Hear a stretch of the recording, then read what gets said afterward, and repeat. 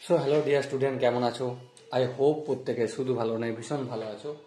স্ক্রিনের ওপর একটা প্রশ্ন দেখা যাচ্ছে, তাই না?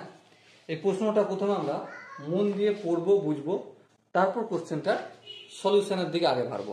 ওকে, সো দেখো, প্রশ্নে বলা আছে কফির বাজার দাম 15% বৃদ্ধি পায়, একটি পরিবার কফির ব্যবহার 15% হ্রাস করে।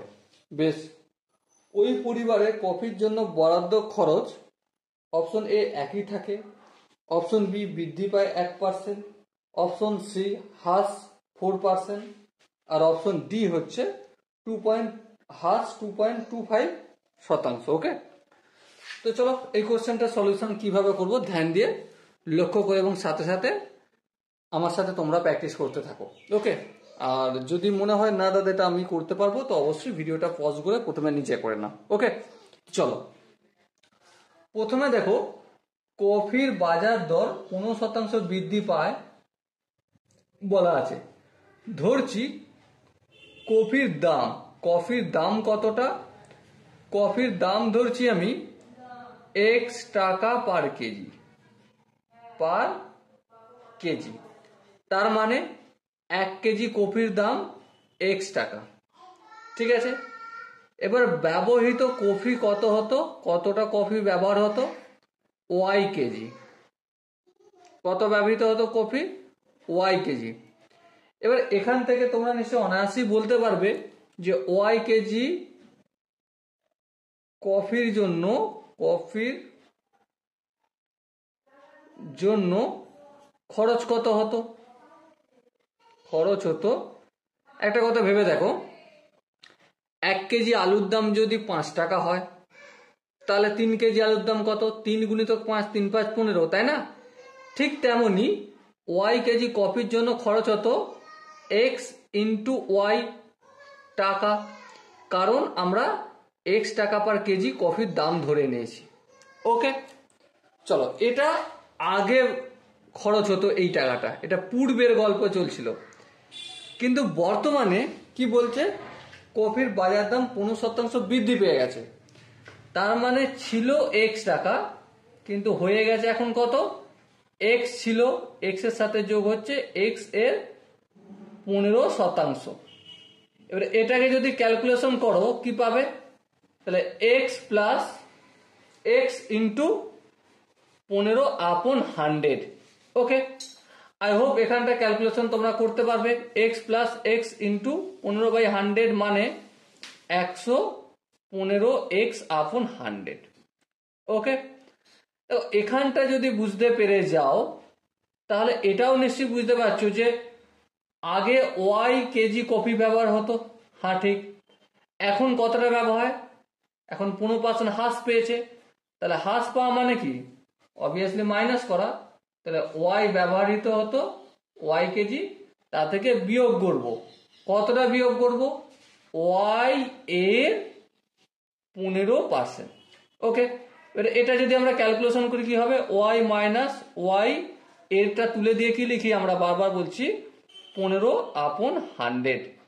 ওকে, সেখানটা যদি ক্যালকুলেশন করি কি হবে? 85x/100 এলসিএম নিয়ে করলাম। এবার দেখো এখন কত খরচ হয় কফি কিনতে? এখন খরচ হবে, কফির দাম কত? 115x/100 টাকা পার কেজি। হ্যাঁ, আর খরচ হচ্ছে কত ব্যবহৃত হচ্ছে? 85। আচ্ছা, এটা কেন এক্স লিখলাম? এটা তো ওয়াই হবে। হ্যাঁ, কারণ শব্দ ওয়াই। তাহলে 85y/x টাকা, এই 85y/100 কেজি ব্যবহৃত হচ্ছে। তাহলে এখন টোটাল খরচ কত হবে? টোটাল খরচ বর্তমানে সিম্পলি কি করবো? 115x/100 কে 85y/100 দিয়ে গুণ করব। এত টাকা খরচ হবে। কেন? ভেবে দেখো একটু, কেন একটু ভেবে দেখো। 2 কেজি, সাপোজ মনে করো আলুর দাম 5 টাকা কেজি। কত টাকা কেজি? 5 টাকা। এবার তুমি বাজারে গিয়েছো, 3 কেজি আলু কিনেছো, তো তুমি ক টাকা দেবে দোকানদারকে? অবভিয়াসলি 3 5 15 টাকা, তাই না? তাই এখানেও আগে কফির দাম ছিল x টাকা পার কেজি, আর বর্তমানে কফির দাম হয়ে গেছে 115x/100 টাকা পার কেজি। আর তোমার ব্যবহৃত কত করছো, 85y/100 কেজি ব্যবহার করছো, তাহলে মাল্টিপল করতে হবে। হ্যাঁ, করে দিলাম। তাহলে এটা যদি মাল্টিপল করি তাহলে এখানে 100 গুণ করলে অবভিয়াসলি 10,000 হবে, কিন্তু গোলমালটা অন্য জায়গায়, এই 115 সঙ্গে 85 গুণ করতে হবে। আচ্ছা চলো, এখানটা গোলমালটা অন্য জায়গায় না করে একটু ছোট ছোট কাজ করে নিই, তাহলে সুবিধা হবে। যেমন ধরো 5 20 100 হয়, হ্যাঁ ঠিক। আর এটা হচ্ছে 5 17 85, হ্যাঁ ঠিক।